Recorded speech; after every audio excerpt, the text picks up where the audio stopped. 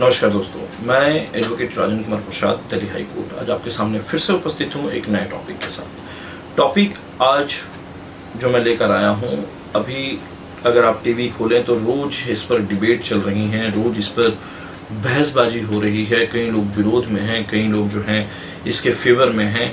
जी हाँ, मैं बता दूँ आपको, आज का टॉपिक जो है यूनिफॉर्म सिविल कोड के बारे में है।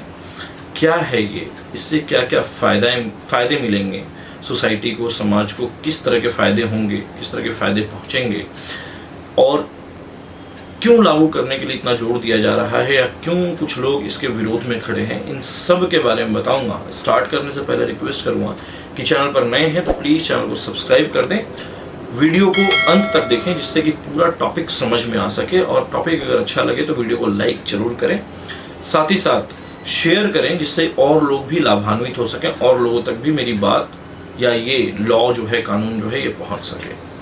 चलिए चलता हूं टॉपिक की तरफ। सबसे पहले मैं बात करूंगा 21st लॉ कमीशन के बारे में। सरकार द्वारा बनाया गया एक लॉ कमीशन जो कि 21st यानी 2018 में बनाया गया था, और 2018 में 21st लॉ कमीशन ने ये कहा कि पूरे देश भर में यूनिफॉर्म सिविल लॉ लागू होना चाहिए, क्योंकि अक्सर कानून में तब्दीलियाँ आती रहती हैं या तब्दीलियाँ की जाती रही हैं। हमने देखा है मोहम्मदन लॉ में भी ट्रिपल तलाक हटाया गया, मोहम्मदन लॉ को फिर से रिफॉर्म किया गया, चेंजेस किए गए। हिंदू लॉ में भी कई सारी चीज़ों को रिफॉर्म करके नए तरीके से नए नए सेक्शंस ऐड किए गए। इन्हीं सब के बीच में ये यूनिफॉर्म सिविल कोड की बात आई ताकि पूरे देश में एक कानून व्यवस्था बनाई जा सके और एक तरह के जो विचार हैं वो सुचारू रूप से चलाए जा सके। यूनिफॉर्म सिविल कोड क्या कहता है? ये कहता है पूरी कंट्री में एक तरह का कानून किसके related, marriage related, divorce related, adoption related, या इनहेरिट यानी फैमिली रिलेटेड, जो भी फैमिली के जो केसेस होते हैं, चाहे वो मेंटेनेंस के हों, चाहे घर बसाने के हों, चाहे वो डिवोर्स के हों, चाहे वो एडॉप्शन, चाइल्ड एडॉप्शन के ऊपर हों, इन सब के बारे में ये बात करता है। और इसी के बारे में मैं बताऊंगा कि क्या चीज़ें इसमें आती हैं और क्यों आती हैं और क्यों लोग इसका विरोध कर रहे हैं। हम सबको पता है कि यूनिफॉर्म सिविल कोड अगर आ जाता है तो सबके लिए एक समान कानून व्यवस्था बनाई जाएगी मैरिज, डिवोर्स, एडॉप्शन और इनहेरिट को लेकर। यानी कई सारे समाज में ऐसी कुरीतियाँ फैली हुई हैं, चाहे वो कानून को मानते हों, ना मानते हों। कानून को ना मानने वाले लोग, अपने धार्मिक पुस्तकों के द्वारा चलने वाले लोग अक्सर कानून की अवहेलना करते हैं और कानून को ताक पर रख के अपने आप को अपर या ऊपर साबित करने की बात करते हैं। चाइना जैसे कंट्री में अगर आपने दाढ़ी रखी तब भी आपको सजा का प्रावधान है। अगर आपने कहीं खुले में नमाज पढ़ दिया, वर्शिप कर दी, कोई पूजा कर दिया, तब भी उस पर सख्त कार्रवाई करने का आदेश है और बाकायदा उस पर बैन है। लेकिन भारत, क्या भारत में ऐसा है क्या? भारत में कई धर्म विशेष लोग जो हैं 4-4, 5-5 शादियाँ करते हैं, 20-20 बच्चे पैदा करते हैं। ठीक उसी तरह से अगर दूसरे धर्म विशेष की बात करूं तो वहाँ पाबंदी है, एक शादी के बाद जब तक आपका डिवोर्स नहीं होगा तब तक आप दूसरी शादी नहीं कर सकते।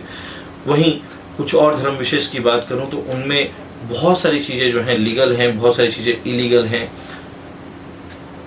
मतलब कहने का ये है कि पूरे भारत में जितने धर्म हैं, जितनी जातियां हैं, उन सब का अपना अपना मानना है, जबकि कॉन्स्टिट्यूशन का आर्टिकल 44 हमें ये हक देता है कि अपने हिसाब से या भारत के किसी भी टेरिटरी में ऐसा कानून लागू किया जाए या ना किया जाए, वो स्टेट डिसाइड करेगा, वो टेरिटरी डिसाइड करेगी। लेकिन फिर भी सरकार अगर चाहती है कि पूरे देश में यूनिफॉर्म सिविल कोड लागू हो तो होना चाहिए। मेरा मानना ये है। और क्यों है? देखिए, 21वीं लॉ कमीशन के बारे में मैंने बात की। इसके बाद जो है 22nd लॉ कमीशन जो बैठी है या बनाई गई है, उसमें बाकायदा कई सारे एक्स चीफ जस्टिस वगैरह हैं या कई सारे जस्टिस जो हैं उसमें इंक्लूड हैं।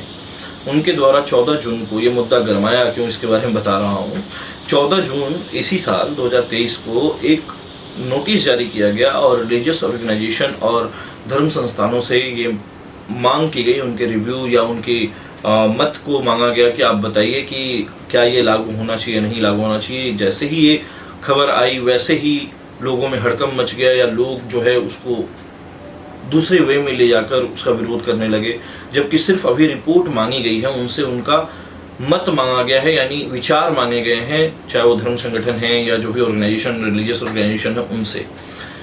बाकायदा इसमें 22nd कमीशन जो है, लॉ कमीशन जो है, ये इस चीज़ को लाना क्यों चाहता है मैं बता दूं आपको। महिलाओं को मर्दों के बराबर लाकर खड़ा करना चाहता है, क्योंकि कई सारे ऐसे रिलीजियस या रिलीजन हैं जिसमें कि महिलाओं को उनका अधिकार उस रूप से नहीं मिल पाता जिस रूप से होना चाहिए।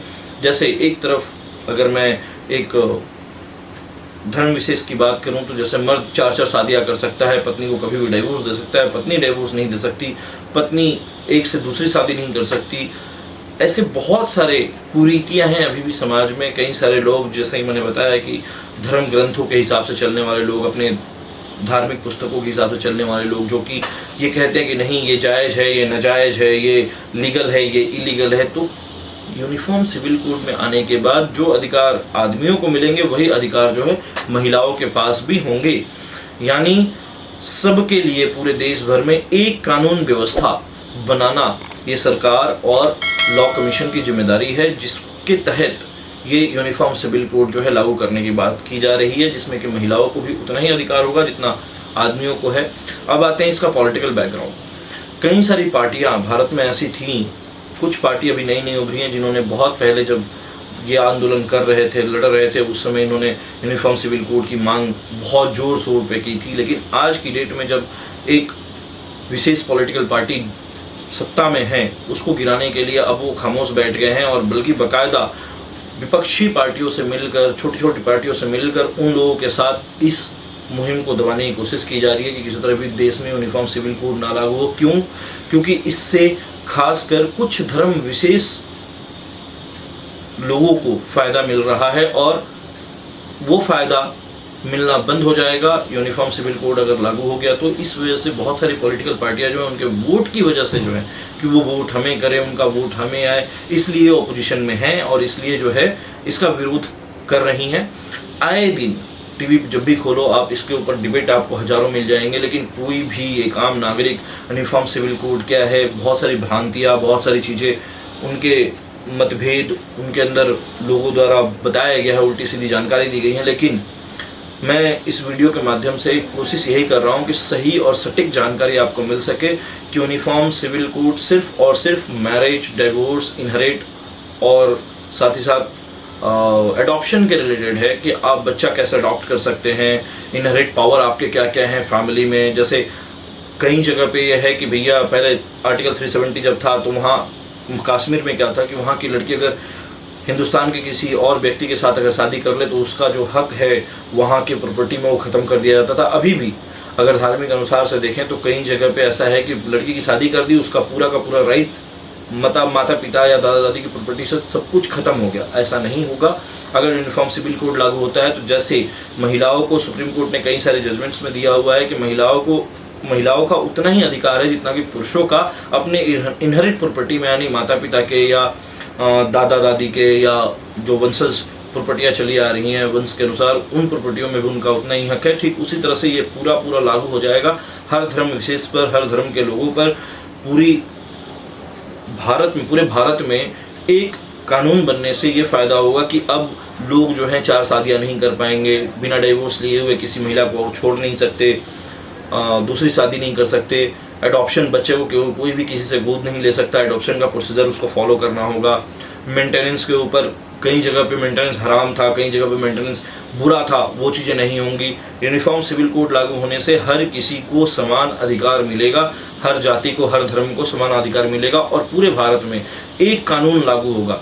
अब हमें अलग से मुस्लिम लॉ, हिंदू लॉ, इन दोनों को फॉलो करने की ज़रूरत नहीं पड़ेगी। एक ही कानून बनेगा, एक ही लॉ होगा और वो हर धर्म पर, हर जाति पर लागू होगा और उस पर वो मायने रखेगा, चाहे वो शादी के रिलेटेड हो, डिवोर्स के रिलेटेड हो, मेंटेनेंस के रिलेटेड हो, एडॉप्शन के रिलेटेड हो या इनहेरिट के रिलेटेड हो, यानी प्रॉपर्टी में राइट्स के रिलेटेड हो।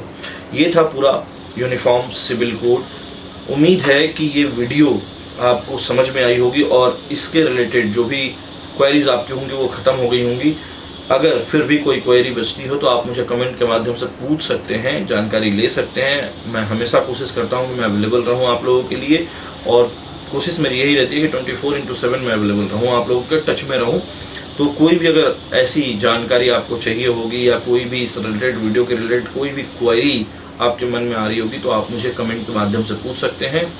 मैं फिर से एक बार रिक्वेस्ट करूँगा कि वीडियो अगर अच्छी लगी हो तो प्लीज़ लाइक ज़रूर करें,